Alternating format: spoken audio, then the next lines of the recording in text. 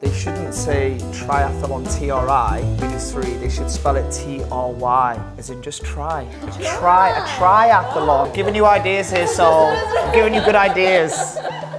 What's up, guys? We're back on another episode of Spill the Tea. I'm your host, Dave, and today's topic is Healthy City Seoul. As usual, we'll be talking about our experiences in Seoul. I've brought three of my friends, and I'd like to introduce you guys. Oh, my name's Jake. I'm from England. Hi, I'm Nikki from China.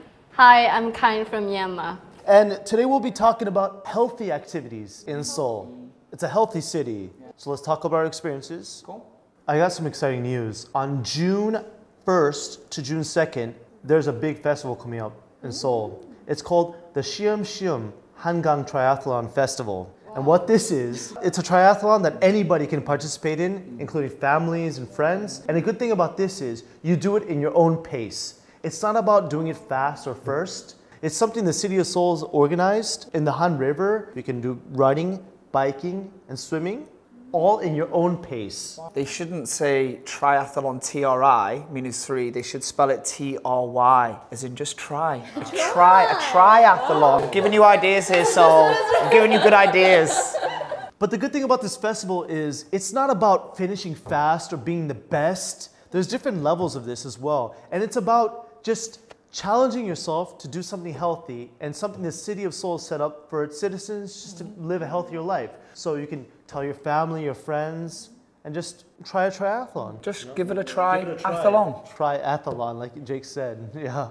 And next is something Jake talked about earlier, which is swimming areas around the Han River as well. Yeah. There is a lot of them, and the beautiful thing about Seoul is the weather in the summer is incredible, which means that in the daytime you can just take a little stroll along the Hangang and find one of the various swimming pools that's open for you to just outside swim outside. It's outside. Wow. Is this big? Yeah, well, normally the area has maybe like 3 swimming pools, like 2 large ones and 1 smaller one for kids. So you can go there, and unlike some swimming pools where, you know, they have the lanes and everyone's, you know, this is your lane to swim. It's more just like, oh, it's kind of like leisurely swimming, just be with your friends. You can sunbathe there and you can just, you know, swim along with. They have tanning zones as well. In the Han River swimming areas, they have tanning zones. They also have children areas. So I'll start off with running. As you know, we have a long, big river all across Seoul. And not many, like you said earlier, not many countries have that, right? Well, I mean, you know, to have a long river that's pedestrian friendly, that people can run along, that's pretty lucky for anyone that lives in a city that has like nature to, you know, to run along with. And it's a really long path too, throughout, you know, all across the Han River. Yes. I've done a lot of running in the Han River, especially when I was younger. I would go start in Hapjeong and run all the way to Yeouido.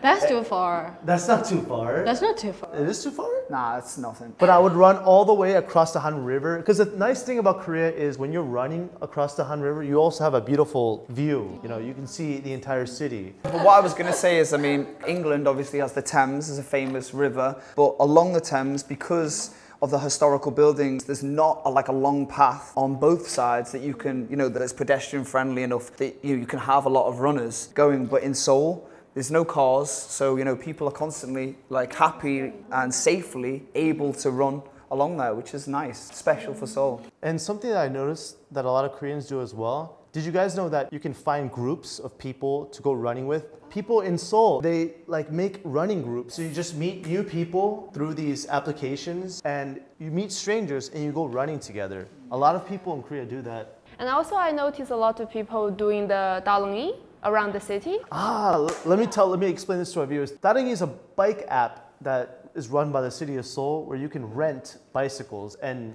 you've seen many people do that? Yeah, but I have no idea why people call it dalongi. It's because like the sounds of their bicycle is tading tading tading tading tading tading. Really? Is that real? Really? It's like the bell sound. Yeah, bell sound. That's why they call tading. Ah. So have you ever rode the bike around Seoul before? Well, when I go to some like short distance place, I will rent a dalongi to go there.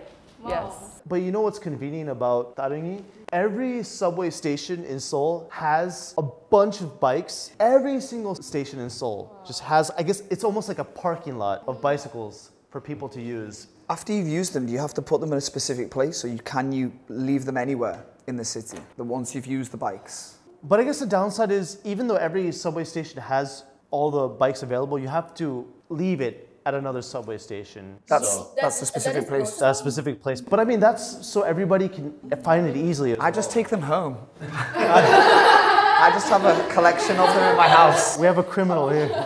Check his house. Should I have said that on camera? And for cycling newbies or people who want to get into it, Seoul's actually made 20 different courses, cycling courses around the city. And you can find these courses on Naver blogs, on Instagram, or on the actual Tarangi application. They have courses for people who don't know where to ride. So these courses are specifically made for people who want to cycle and want to find safe and efficient courses around Seoul. So one of my favorite things about Seoul and one of my favorite things about being active in Seoul is being surrounded by mountains. Have you guys ever been hiking here in Seoul? I used to hiking a lot, and I have a small group for hiking. So usually we will wake up really early in the morning, around like 5 a.m. or 6 a.m. We go there and we go hiking, and we're gonna be the top of the mountain. And then we have some suju or makgeolli. After we go down, and we have some like uri baeksu and also makgeolli together to start off the day of that day. Do you remember what mountain you went to? Well, I went to a lot, like Cheonggyesan and also Tubongsan and also Gwanghaksan. Some. I live in Shinlin, so how about the Gwanghaksan? It is easy, close, or they're hard? Well, I remember if you choose, I went to the like middle kind of course. I go there, and there's some road. There's no stairs. You really have to climb the stones. How do you find the groups? Friends? They're just friends. They're just, yeah. Well, the thing is, a lot of people like hiking in Korea, so it's really easy to find people who... I've even had people like, hey Dave, you want to go hiking? I'm like, what? Why? They're like, I don't know, let's go hiking. Because it's easy to go hiking. That's what's cool about Seoul too, is that, you know, you have such a large selection of mountains too. Like you mentioned earlier, Gachisan. Gachisan. It's really easy to go for the beginners. Also, there's another one good for beginners. The Inwangsan is also very good for beginners as well. And in line 3, there's also the Bukhansan, which is also very famous. What's the largest mountain? So I think Bukhansan is the largest mountain in Seoul as well. And since Seoul has a wide range of mountains and a ton of different kinds of mountains, Seoul's actually made courses for people to follow, for people who want to try hiking. It's called Seoul Trail Course. Originally, there were only 8 courses, but now in 2024, there are 21 different courses ranging in all kinds of difficulties. So there are 21 different courses ranging with all kinds of difficulties if you want to try hiking in Korea as well. So how would I be able to find those courses? So there's an application called Seoul Durlegir, where you can find these courses, as well as going to the Seoul homepage, where you can find every single course and all their difficulties. As well as that, if you go to each of these trails and courses, they have English there to direct you for how to get there, what the course is, the difficulty. So they have all the information in English as well. So for people visiting Korea or people living in Korea or expats, don't worry if you can't speak Korean, so they all have English there for you too. So let's talk about outdoor activities we have in our own countries. So I'm from Atlanta, and like I said earlier, there aren't a lot of mountains. So we don't go hiking that much. If you want to go to a mountain, you have to travel a couple of hours to get to mountains. What about your countries? I mean, my country, we have areas that are, you know, very mountainous. The Lake District is a famous area of mountains and walking, and, you know, there's a lot of people that do hiking there. You know, it's a very green place where you don't have to necessarily have a designated football, soccer pitch. I think England in general, there's a lot of nice countryside looking places where you can just play and be free to do it. What about you guys? Well, in China, of course, we have a lot of mountains and people go hiking. And also in the morning, you can see the Grand Pass. They will do Taiji in the morning in the parks too. What about younger people? Well, you know, these days we created a word like called the city walk. City walk.